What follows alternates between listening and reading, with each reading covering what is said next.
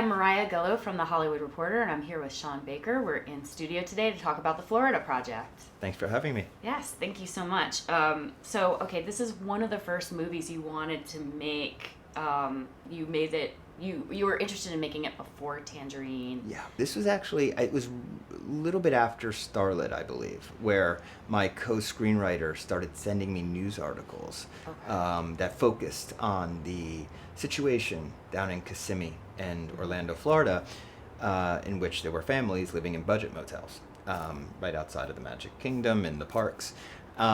So it brought it to my attention around 2011, 2012, and we just could not get financing. I think it was because our treatment wasn't fleshed out enough, and I think people read through it. And so we went ahead and made Tangerine, which was a micro-budget film, and that opened the doors for us and really allowed us to get, first off, a grant from CineReach, a wonderful nonprofit that allows independent films like this to get off the ground, and that gave us a grant that would allow us to travel back and forth and really then absorb the environment, approach it in a journalistic way in which we could then write a script. And then June Pictures came on board to finance the film, and we shot in the summer of 2016. Do you feel like all of that time, like taking the time to kind of ruminate on it, like was that good, or were you really raring to make that movie, and was it disappointing, or it was, do you think it worked out? It was very disappointing at the time, but then of course in hindsight, what would this movie be without Brooklynn Prince? You know, she would have been 1 year old when we were trying to make this film at first. So it all works out for a reason. And then also on top of that, I think making Tangerine really helped us with gaining the confidence to approach this in a more using comedy. And making it an overt comedy.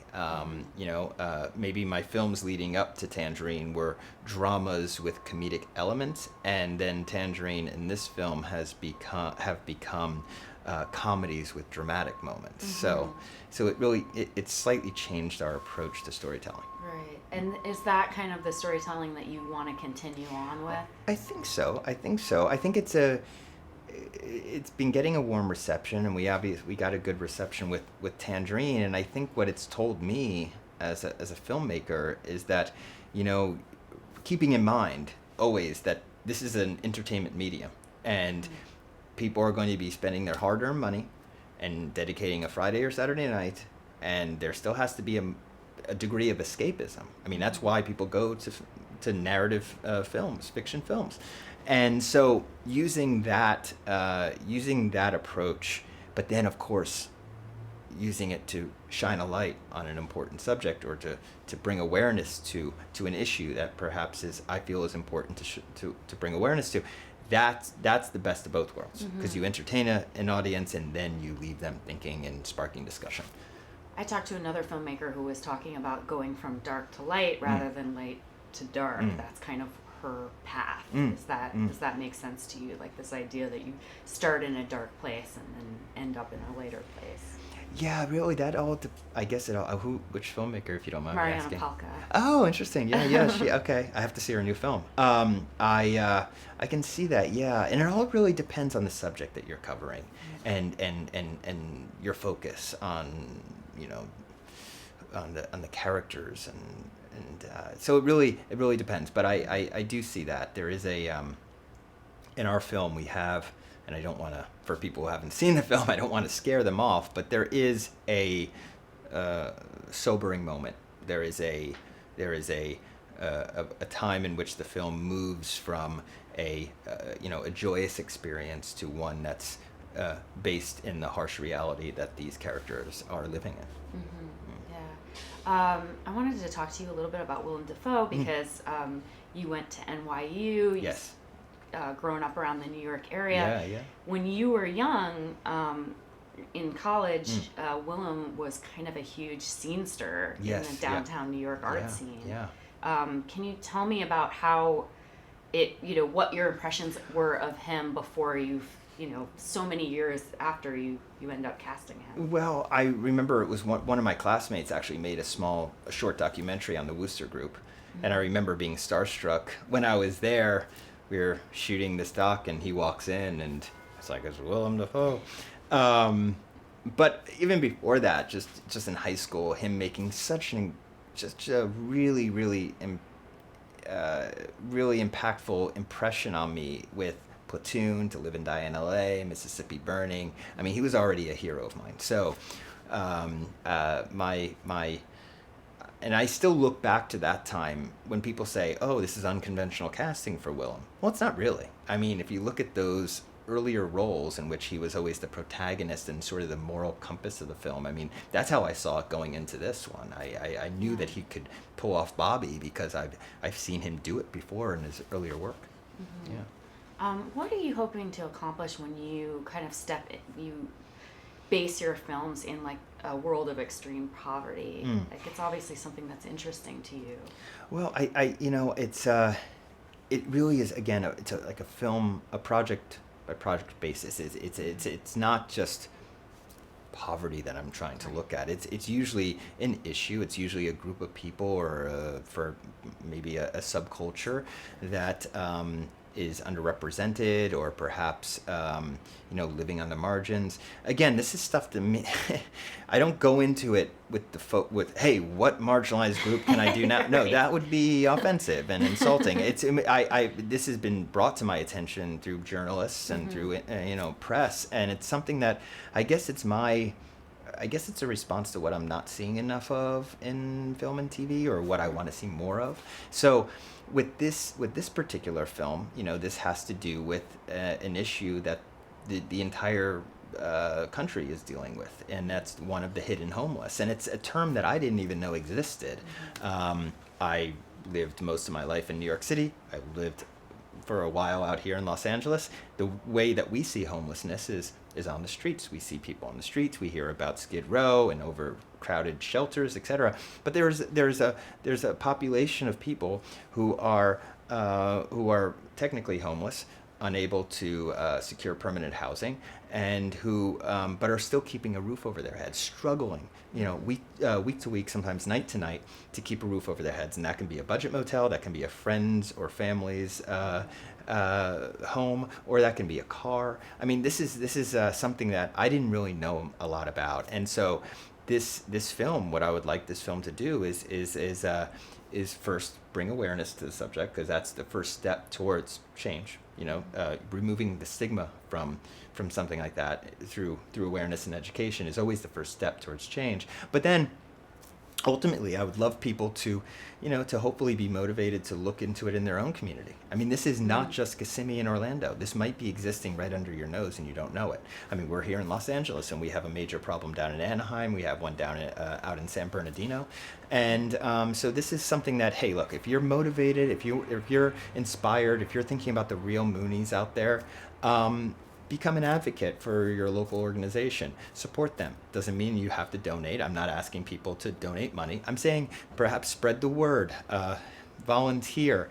Again, become an advocate for. That's the message we're getting out there, because we do have an affordable housing crisis in the U.S. and we need the federal government to step up. And until they do, we have to do everything we can do to get people out of this situation. Mm-hmm. Why do you think women have it particularly hard? In your movie, what I noticed is that you do see this, like, it's kind of rare to see a man. Every once in a while you'll see a man, but it's mostly like single moms and caretakers of children who are women. You don't see the men around. There are a few men, but yes, it's true that a lot of the single parents that I came across were women, were mothers. And one third, the last statistic I heard is that 1/3 of single mothers are living below the poverty level. And this is something this is a society issue and problem. And it's just something that all of my films are usually, we do our absolute best to base it in reality as much as possible. So using, the proper demographics, the proper, details and statistics to back up our narrative storytelling. Yeah.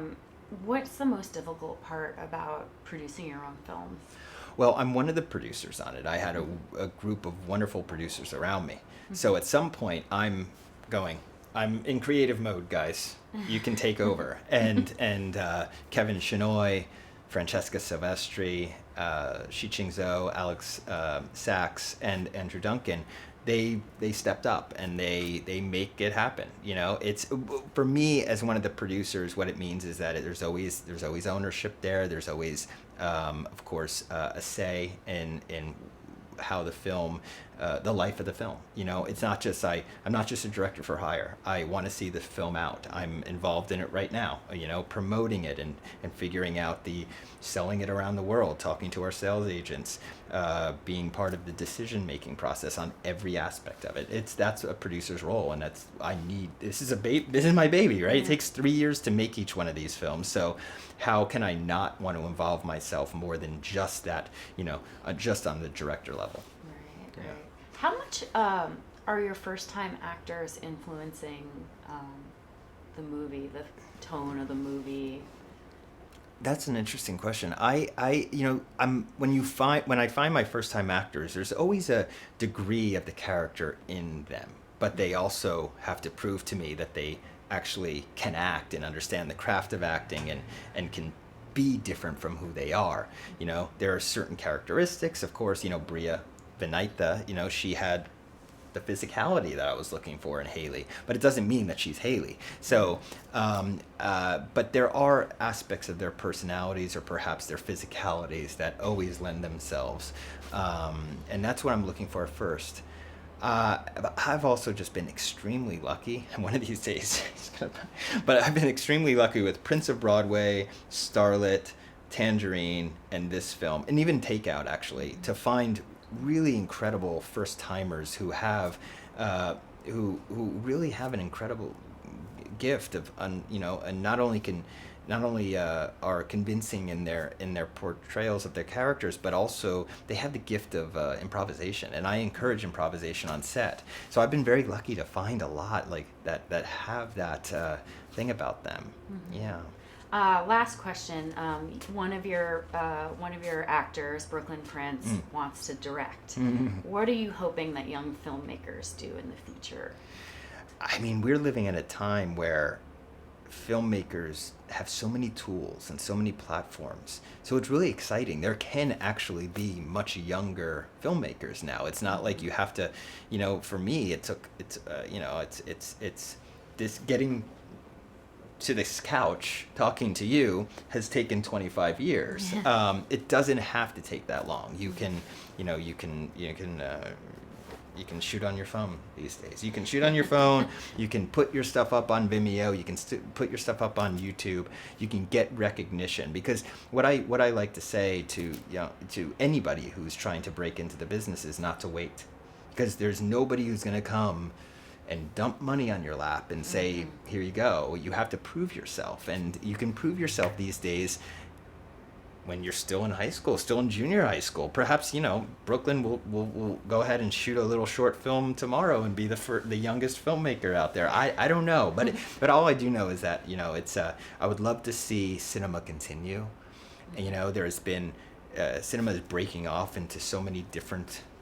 There's television, there's VR, I still love, you know, I love feature films, and I love the fact that there is you watch your film on a big screen in a movie theater. It's made for, you know, you're telling a story in a designated amount of time, which is usually 90 minutes to 2.5 hours at the most. You know, that's how you're presenting this story, and I like to stay in this medium. This is the medium that I hope continues, and I see a real love for cinema out there. When I go to the film festivals, when I see that it still exists.